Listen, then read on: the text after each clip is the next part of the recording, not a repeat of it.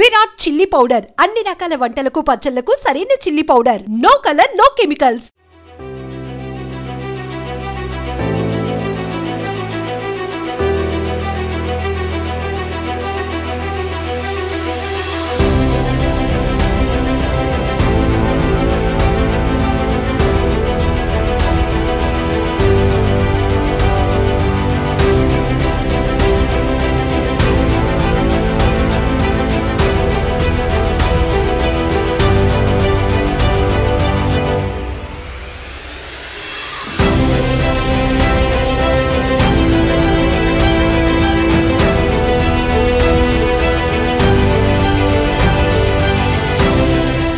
అహ్మదాబాద్ మేఘానిలో 242 మంది ప్యాసింజర్స్తో వెళ్తున్న విమానం ఒక్కసారిగా కుప్పకూలింది. ఈ విమాన ప్రమాదంతో గుజరాత్ రాష్ట్రం ఒక్కసారిగా వణికిపోయిందని చెప్పొచ్చు. A1171 బోయింగ్ 787 డ్రీమ్ లైనర్ విమానం మధ్యాహ్నం 1:17 టేక్ ఆఫ్ అయింది. టేక్ ఆఫ్ అయిన 9 నిమిషాలకే ప్రమాదానికి గురైంది. అయితే కుప్పకూలినటువంటి విమానం ఫుల్ ఫ్యూయల్ ఉండటంతో దట్టమైన పొగలు వ్యాపించాయి. పూర్తిగా పొగలు అలముకున్నాయి. దీంతో 242 మంది ప్రయాణికులతో పాటు అందులో 10 మంది సిబ్బంది, 2 పైలట్స్ కూడా ఉన్నారు. పైలట్ క్లైవ్ కుందర్ సారథ్యంలో అయితే ఈ ఫ్లైట్ అయితే నడుస్తోంది. సో ఈ ఒక్కసారిగా విమానం కుప్పకూలినటువంటి ప్రమాదంలో ఎంతమంది ప్రాణాలు కోల్పోయారు, ఎంతమంది క్షతగాత్రులయ్యారు అనే విషయం ఇంకా స్పష్టత రాలేదు. కానీ హుటాహుటిన 90 మంది 3 బృందాలుగా ఏర్పడి సహాయక చర్యలు ముమ్మరంగా కొనసాగిస్తున్నారు. బిగ్ రెస్క్యూ అయితే అక్కడ కంటిన్యూ అవుతోంది. అహ్మదాబాద్ నుంచి లండన్కు వెళ్తున్నటువంటి ఈ ఫ్లైట్ ఒక్కసారిగా ప్రమాదానికి గురి కావటం ప్రతి ఒక్కరిని కలవరపాటుకు గురి చేస్తోంది. గుండెలు అదిరిపోతున్నాయి. అందులో ప్రయాణిస్తున్న వాళ్ళు డీటెయిల్స్ గురించి ఇప్పుడు ప్రతి ఒక్కరు కూడా వరి అవుతున్నారు, టెన్షన్ పడుతున్నారు. ఏమైంది ఇప్పుడు, ఆ ఫ్లైట్లో ప్రయాణిస్తున్న వారి పరిస్థితి ఎలా ఉంది, మా వాళ్ళు ఏమైపోయారు అని కుటుంబ సభ్యులు ఈ విమాన ప్రమాదం తెలిసిన వెంటనే ఒక్కసారిగా ఆందోళనకు గురవుతున్న పరిస్థితి. ఇప్పటికే కేంద్ర ప్రభుత్వం కూడా ఇమీడియట్గా అక్కడ రెస్క్యూ కొనసాగించడం, అలాగే ఎందుకు విమానం ఈ ప్రమాదానికి గురి కావటం, కారణాలు ఏంటి అనే విషయంపై కూడా కేంద్ర విమానయాన శాఖ మంత్రులతో, అధికారులతో కూడా, అలాగే ఎయిర్పోర్ట్ అథారిటీ వాళ్ళతో కూడా మాట్లాడడం జరుగుతుంది. ఇప్పటికే ప్రధాని మోదీ ఫోన్ కాంటాక్ట్ అయ్యి అసలు ప్రమాదం గురించి ఆరా తీశారు. మరొక వైపు కుట్ర కోణం దాగి ఉంది అని చెప్పేసి విమానయాన శాఖ అయితే అనుమానిస్తోంది. ఈ నేపథ్యంలోనే ఇంకా చెప్పొచ్చు, ఈ ఘటనకు సంబంధించి ఒక్కసారిగా అంటే అహ్మదాబాద్ ఎయిర్పోర్ట్కి దగ్గరగా సివిల్ హాస్పిటల్ జనావాసాల్లో ప్రమాదం జరగటం వల్ల కొంతవరకు సహాయక చర్యలు చేయటానికి కొంత అనుకూలమైన ప్రాంతం, ఒకవేళ కనెక్టింగ్కి దూరంగా ఉన్నటువంటి నిర్మానుష్య ప్రాంతంలో ఫ్లై అవుతూ ఒకవేళ కుప్పకూలితే గనక అక్కడ సహాయక చర్యలు చేయటానికి కూడా ఎవరికి ఆస్కారం ఉండదు, అవకాశం కూడా ఉండదు. కానీ ఇది అహ్మదాబాద్ ఎయిర్పోర్ట్కి దగ్గరగా జరిగినటువంటి ప్రమాదం కావటం వల్ల ఇమ్మీడియట్గా మొత్తం అధికార యంత్రాంగం అంతా కూడా హుటాహుటిన ఎయిర్పోర్ట్ అథారిటీ కావచ్చు, పెద్ద ఎత్తున సహాయక దళాలు కావచ్చు, ముమ్మరంగా అక్కడ రెస్క్యూ కొనసాగిస్తూ ఉన్నారు. విమానం కుప్పకూలి తర్వాత దట్టమైనటువంటి పొగలు పూర్తిగా మంటల్లో చిక్కుకుపోయిన వారిని ఆ విమాన శకలాలు ఏవైతే ఒకవైపు మంటల్లో కాలుతున్నటువంటి ఆ శకలాలు తొలగించి అందులో చిక్కుకున్న వారిని రక్షించి స్థానికంగా ఉన్నటువంటి హాస్పిటల్స్కి అయితే తరలిస్తూ ఉన్నారు. ఎమర్జెన్సీ మెడికల్ సర్వీస్ అయితే కూడా అక్కడ కొనసాగుతూ ఉందని చెప్పొచ్చు. ఒక్కసారిగా గుజరాత్ అహ్మదాబాద్ మేఘానిలో జరిగినటువంటి విమాన ప్రమాదం ప్రతి ఒక్కరు గుండెలు అదిరిపోయేలా చేస్తుందని చెప్పొచ్చు.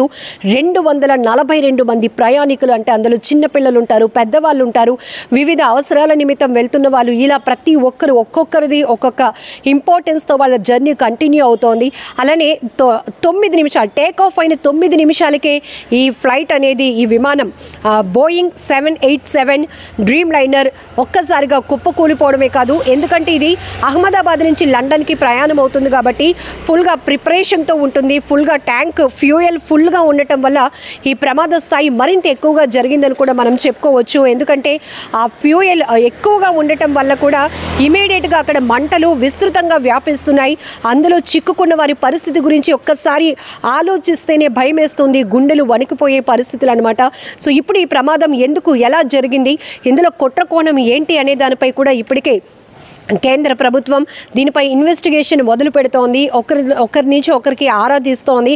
అసలు పైలట్ క్లైవ్ కుందర్ సారథ్యంలో నడుస్తున్నటువంటి విమానం టేక్ ఆఫ్ అయిన 9 నిమిషాలకే ఇలా ప్రమాదం గురి అవ్వటం కారణం ఏంటి, సాంకేతిక లోపాలు ఏమైనా ఉన్నాయా, ఇలా రకరకాల అభిప్రాయాలు కూడా వ్యక్తమవుతున్నాయి. రకరకాల కోణాల్లో అనుమానాలు కూడా వ్యక్తమవుతున్నటువంటి పరిస్థితి. ఏదేమైనా 242 మంది ప్రయాణికులతో వెళ్తున్న A1171 బోయింగ్ 787 డ్రీమ్ లైనర్ విమానం ఒక్కసారిగా కుప్ప కూలిపోయింది. మంటలు అలముకున్నాయి, మంటల్లో కాలిపోతోంది. అక్కడ అసలు ఊహించటానికి కూడా వాతావరణం ఎలాంటి పరిస్థితిలో ఉందో మనం చెప్పుకోవచ్చు. ఇందులో గుజరాత్ ఎక్స్ సీఎం విజయ్ రూపానీ గారు కూడా ప్రయాణిస్తున్నారు, ట్రావెల్ అవుతున్నట్టు. ఆ టికెట్స్ బోర్డింగ్కి సంబంధించినటువంటి డీటెయిల్స్లో ఉంది. అది కూడా ఒక బాధాకరమైన విషయం అని చెప్పొచ్చు. అసలు ఇందులో ఎన్ని ఫ్యామిలీస్, ఎంతమంది వెళ్తున్నారు, ఎవరు పరిస్థితి ఎలా ఉంది, ఎంతమంది చనిపోయారు, ఎంతమంది ఆ విమానం కుప్పకూలి కాలిపోయినటువంటి ప్రమాదంలో వాళ్ళు కూడా కాలి బూడిదయ్యారు, ఎంతమంది క్షతగాత్రులయ్యారు, ఎంతమంది ఇప్పటికే అసలు ఆ మంటల్లో చిక్కుకున్న వారి పరిస్థితి ఊహించటానికి కూడా చాలా కష్టంగా ఉంది. ఇమీడియట్గా అయితే రెస్క్యూ బృందాలన్నీ కూడా 90 మంది 3 టీములుగా ఏర్పడి పెద్ద ఎత్తున సహాయక చర్యలు కొనసాగిస్తూ హాస్పిటల్కి అయితే హుటాహుటీన తరలిస్తూ ఉన్నారు. అయితే మరొక వైపు ప్రమాదానికి గల కారణాలపై విశ్లేషిస్తోంది కేంద్ర విమానయాన శాఖ. ఇప్పటికే కుట్రకోణం దాగి ఉందనే అభిప్రాయాన్ని కూడా వ్యక్తం చేసింది. అసలు ఎందుకు టేక్ ఆఫ్ మధ్యాహ్నం 1:17 టేక్ ఆఫ్ అయినటువంటి ఈ విమానం లండన్కి బయలుదేరింది. అహ్మదాబాద్ ఎయిర్పోర్ట్కి అతి దగ్గరలో సివిల్ ఆసుపత్రి జనావాసాల దగ్గర ఈ ప్రమాదం జరగటం వల్ల ఒక రకంగా చెప్పాలంటే అక్కడ సహాయక చర్యలు కొనసాగించడానికి కాస్త అవకాశం దొరికిందని చెప్పొచ్చు. లేదు అంటే ఇది ప్రయాణించిన తర్వాత వేరే చోట ఏదైనా ప్రమాదం జరిగితే కూడా ఇలా ఇమీడియట్గా అక్కడికి వెళ్ళటానికి, చేరుకోవటానికి, రెస్క్యూ చేయడానికి కూడా అవకాశం ఉండదు. కానీ ఇమీడియట్గా ఘటన గురించి తెలిసిన వెంటనే అక్కడున్న వాళ్ళు ప్రయాణికులు కావచ్చు, లేకపోతే ఇప్పటికే టీవీల్లో చూస్తున్న వాళ్ళు ఈ దృశ్యాలు చూసి వణికిపోతున్నారు, ఆందోళనలో పడ్డారు. మా వారికి ఏమైంది, ఇందులో ప్రయాణిస్తున్న మా కుటుంబ సభ్యుల పరిస్థితి ఏంటి అనేటటువంటి ఆరా తీస్తున్నారు. ఇప్పటికే హెల్ప్ డెస్క్, హెల్ప్ లైన్స్ కూడా ఏర్పాటు చేయడం వల్ల పెద్ద ఎత్తున కాల్స్ కూడా వస్తున్నాయి. ఎందుకంటే ఎక్కువ సంఖ్యలో 242 మంది ప్యాసింజర్స్ ప్రయాణికులు ఉన్నారు, 10 మంది సిబ్బంది ఉన్నారు, 2 పైలట్లు, అంటే 12 మంది సిబ్బంది, 242 మంది ప్రయాణికులతో వెళ్తున్నటువంటి విమానం ఒక్కసారిగా కుప్ప కూలి మంటల్లో కాలిపోయింది. సో అందులో ప్రయాణిస్తున్న వారి పరిస్థితి ఏంటా అనేది ఇప్పుడు ప్రతి ఒక్కరూ తీవ్ర ఆందోళనకు గురవుతున్నటువంటి అంశం. ఏదైనా బాధాకరమైన విషయం అని చెప్పొచ్చు.